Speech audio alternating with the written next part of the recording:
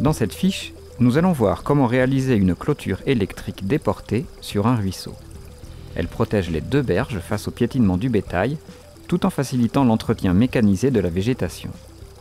L'astuce consiste à implanter les piquets d'un seul côté et de déporter le deuxième fil par-dessus le cours d'eau. Je suis Adeline Pelletier, je travaille avec Arnaud Laurent, donc sur la ferme qui est située au Macrochet sur la commune de Champnétry. On a une exploitation bovine. Donc là aujourd'hui on a installé une clôture déportée. Ça a un avantage pour le débroussaillage, ça va simplifier le système d'entretien de la clôture. Comme c'est une clôture électrifiée, il faut systématiquement débroussailler en dessous pour avoir la continuité électrique.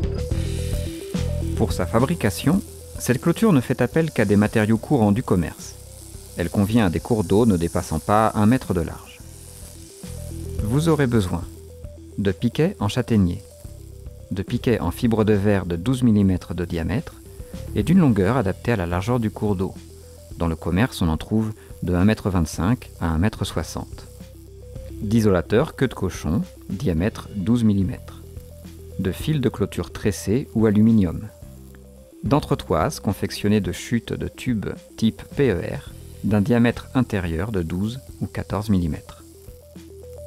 Les outils: une visseuse, des mèches plates ou des forêts à bois de 13 ou 14 mm suffisamment longs pour percer les piquets de part en part, une masse ou une cloche, une baramine, un mètre ruban pour confectionner 2 piges qui serviront de repère pour la hauteur de perçage. Première étape, le repérage. La berge qui porte les piquets sera entretenue à la débroussailleuse. L'autre, qui sera libre de tout obstacle, pourra facilement se faire au tracteur. On choisira donc la plus accessible pour le tracteur et la moins accessible pour les piquets. Il s'agit ensuite d'estimer le nombre de piquets à poser. Leur espacement sera variable selon le tracé du ruisseau. Les méandres les plus serrés imposeront des piquets rapprochés pour suivre les berges au plus près. Sur les sections droites, on pourra laisser un espacement de 10 mètres. Deuxième étape, la pose des piquets en bois. Les piquets sont plantés sur la haute berge. S'ils étaient en bas, ils pourraient dévier l'écoulement et provoquer la formation d'embâcles, voire l'érosion des berges.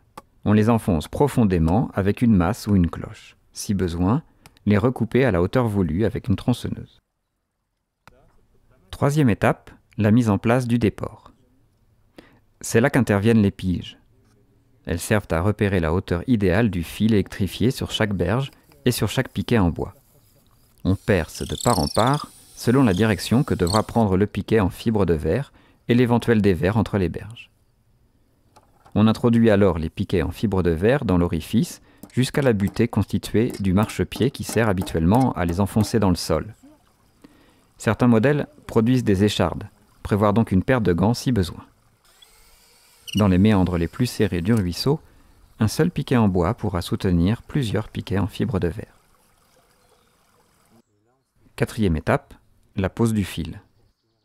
Du côté de la pointe du piquet en fibre de verre, l'entretoise en tuyau de récupération est glissée en butée contre le piquet de bois. L'isolateur queue de cochon est à son tour glissé contre l'entretoise. Sur l'autre berge, côté des ports, on glisse l'isolateur queue de cochon directement sur la tête du piquet en fibre de verre. Il ne reste plus qu'à poser le fil de chaque côté. La clôture est terminée.